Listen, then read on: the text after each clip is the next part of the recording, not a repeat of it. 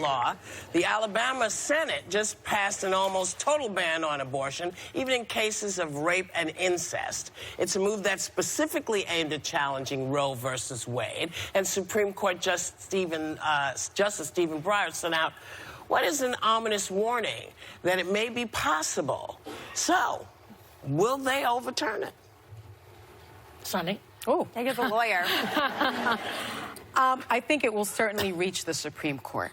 And I've said it before, I think by the end of 2019, we'll see that abortion will be either severely restricted or illegal in about 20 states. But this has always been the plan. It's always been the plan, at least since, what, 1973? Yeah. To challenge Roe versus Wade. And remember, abortion is now not illegal, but the Supreme Court, even in 73, said that you could still restrict it once the fetus is viable. So there are restrictions that have been in place and can be in place, but completely overturning it, I think now is the first time since 1973 that it is possible. Can I show Only you because of the 5 conservative justices Can we that are look on at the a court. picture of the panel of men who did this? In Alabama? There it is. Yeah. What do they have in common? Well, I think weren't there all 4 men, women? all white there guys. There were 4 women on there? Not here. They are, all white Yeah. guys. Maybe we should make it a law that they should all be required to get a vasectomy, that group in particular.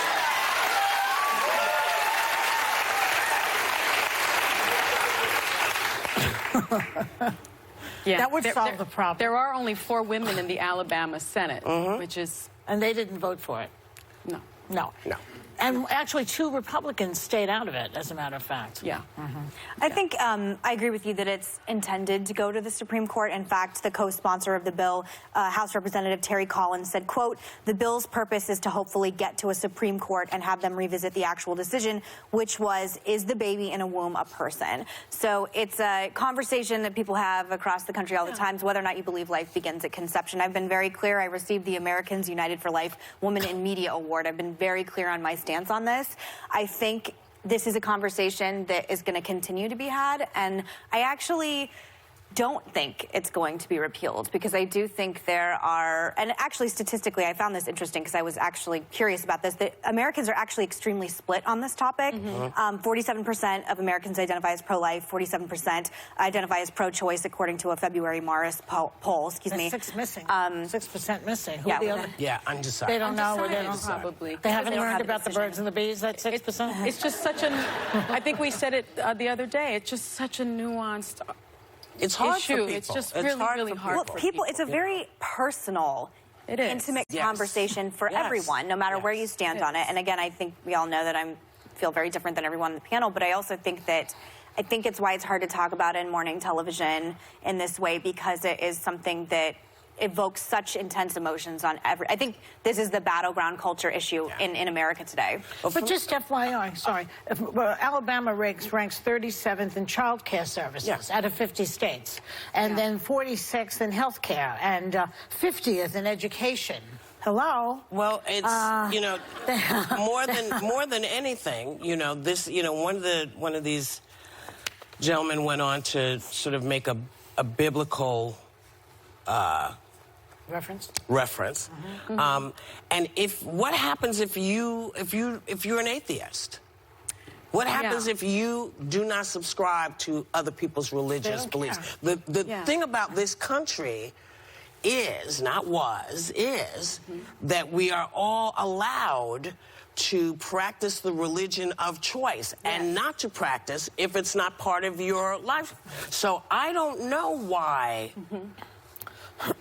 you are having to deal with someone else's religious choices. That's the problem I've always had with this issue. And, you know, I know Megan is pro-life. I think more as a conservative value. No, and as a right, I believe life begins at conception. It's a life issue for me. For me, it's more of a religious value because I was raised Catholic, and it's just a Catholic faith tenet. So that, you know, abortion is murder, and conception also begins at life. But as an attorney, I just believe in a separation of church and state. And Yeah, so well, there's no way, yeah. Well, as an Trump doesn't. attorney, that I can Yeah. say constitutionally that I can tell you that you must believe that conception starts, that Yeah. life begins That's at right. conception. That's right. So I can't tell you that it is wrong for you. Yeah. I can't Yeah. put But I my think- religious Yeah. values on anyone think else. how you Yeah. reconcile your own personal faith, that is not the position of the Catholic Church. So how you reconcile your faith and your attendance at a Catholic church with your beliefs